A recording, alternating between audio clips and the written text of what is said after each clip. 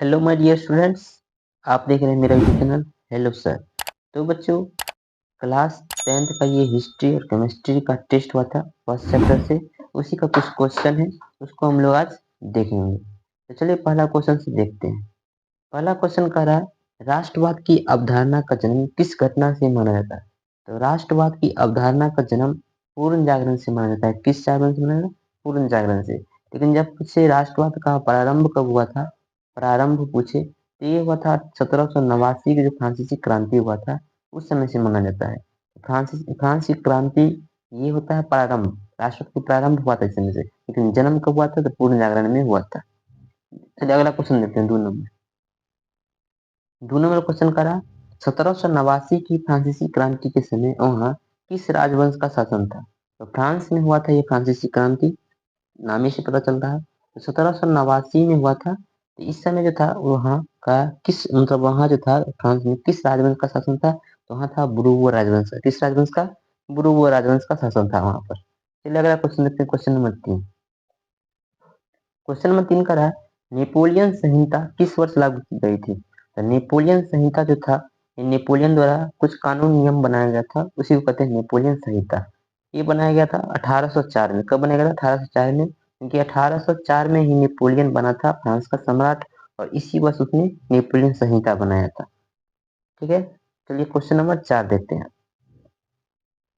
Question number 4 का रहा है, वियना कांग्रेस में कौन राष्ट्र सम्मिलित नहीं था? वियना कांग्रेस यानी वियना सम्मेलन हुआ था, उसमें कौन राष्ट्र इसमें से पूछा सम्मिलित नहीं था? तो इसमें से जर्मनी सम्मिलित नहीं था। कौन नहीं था? जर्मनी। क्योंकि ये जो वियना कांग्रेस हुआ था उसमें रूस भी सम्मिलित था, ब्रिटेन भी था, प्रसा भी था, और एक और देश था जिसका नाम था ऑस्ट्रिया। कौन था? ऑस्ट्रिया था। ये वियना कांग्रेस हुआ था कब? 1815 में हुआ था। कब हुआ था? 1815 में हुआ था। और इसी वियना कांग्रेस में इसने वियना की संधि हुआ था। चलिए अगला क्वेश्चन देखते हैं। इसका आंसर हो जाएगा जर्मनी। कौन हो जाएगा? जर्मनी। चलिए 5 नंबर क्वेश्चन देखते हैं। 5 नंबर क्वेश्चन का है, वियना कांग्रेस में पवित्र संघ की योजना किसने प्रस्तुत की थी?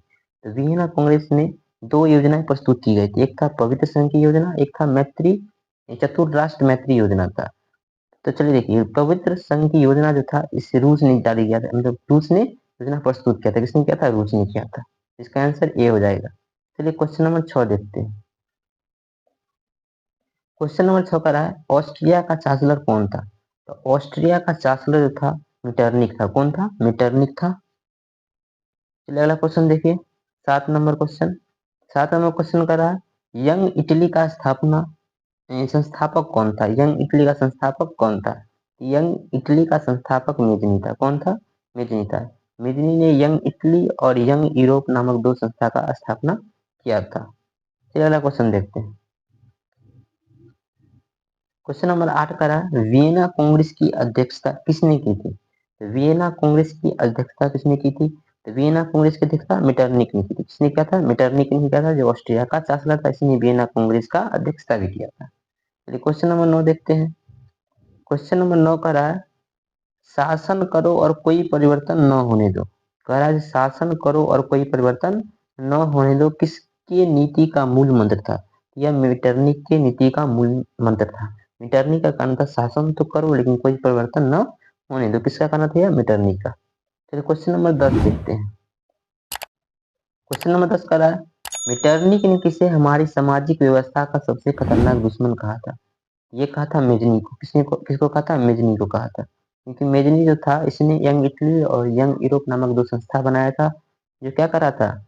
ऑस्ट्रिया था इटली में क्या कर रहा था? आंदोलनों को भड़का रहा था और क्रांति कर रहा था, जिसलिए मेटरनिक ने मेजनी को सामाजिक व्यवस्था का सबसे खतरनाक दुश्मन कहा था। तो 11 नंबर क्वेश्चन देखते हैं। 11 नंबर क्वेश्चन कर रहा है, मीटरनिक युग कब से कब तक चला था? मीटरनिक युग कब से कब तक चला था? हो जाएगा इसका 1815 से 1848 तक चला था। 1815 से 1848 तक चला था मीटरनिक युग। क्वेश्चन नंबर 12 देखते हैं। क्वेश्चन नंबर 12 का रहा, मिट अपने पद से त्याग पत्र दे ऑस्ट्रिया छोड़ कहाँ चला गया था? ये अपने पद से त्याग पत्र देकर कहाँ चला गया था? लंदन चला गया था। कहाँ गया था? लंदन चला गया था। क्वेश्चन नंबर 13 देखिए। 13 का है, रूमानीवाद एक कैसा आंदोलन बन गया था? रूमानीवाद एक सांस्कृतिक आंदोलन था। कैसा आंदोलन बन गया था? सांस्कृतिक आंदोलन। क्वेश्चन नंबर 14 का रहा 18वीं शताब्दी में हंगरी की आधी आबादी कौन सी भाषा बोलती थी? ये बोलती थी मैग्यार भाषा। कौन सी भाषा? मैग्यार भाषा बोलती थी। क्वेश्चन नंबर 15 का रहा नेपोलियन बोनापार्ट ने डायरेक्टरी का शासन कब समाप्त किया था? तो नेपोलियन बोनापार्ट ने डायरेक्टरी का शासन 1799 समाप्त किया था। कब किया था? 1799 में समाप्त किया था। अगला क्वेश्चन देखिए, करा व्यापारिक संस्था जॉल्वे रानी की स्थापना कब की गई थी? इसका स्थापना 1834 में किया गया था। कब किया गया था? 1834 में। ये कौन सा संस्था था? तो व्यापारिक संस्था था। जॉल्वे रानी कौन सी संस्था थी? व्यापारिक संस्था थी। क्वेश्चन नंबर 17 देखिए, 17 का रहा यूरोपीय कंसर्ट की स्थापना किसने की थी? यूरोपीय कंसर्ट की स्थापना वियना कांग्रेस ने की थी।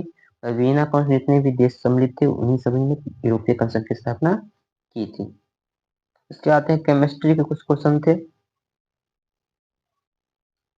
क्वेश्चन नंबर 18 का निम्नलिखित में से कौन सा समीकरण, ये नहीं होगा, और असंतुलित है? निम्नलिखित में से कौन सा समीकरण असंतुलित है? हो जाएगा ऑप्शन नंबर सी। ये क्या है? एक असंतुलित है, बाकी सभी क्या है? संतुलित है। ये देखिए, इसमें हाइड्रोजन 2 है, इधर भी हाइड्रोजन 2 है, क्लोरीन इधर 2 है, क्लोरीन 2 है। अब पता नहीं है संतुलित करना, इसका वीडियो हम बनाएंगे और डालेंगे, उसमें आप लोग देखिएगा, समझ जाइएगा संतुलित कैसे करते हैं। क्वेश्चन नंबर अगला देखते हैं 19 क्वेश्चन पूछा गया था, रासायनिक अभिक्रिया किसे कहते हैं? इसका देखिए आंसर लिख दिया गया है, जब कोई पदार्थ अकेले या किसी दूसरे पदार्थ के साथ मिलकर एक या एक से अधिक भिन्न गुणधर्म वाले नए पदार्थों का निर्माण करते हैं तब उसे रासायनिक अभिक्रिया कहते हैं। इसका आंसर हो जाएगा रासायनिक अभिक्रिया किसे कहते हैं। इसका क्वेश्चन नंबर 20 था, संतुलित रासायनिक समीकरण क्या है? देखिए, संतुलित रासायनिक समीकरण वो रासायनिक समीकरण जिसमें अभिकारक और उत्पाद दोनों तरफ प्रत्येक तत्व के परमाणुओं की संख्या बराबर हो।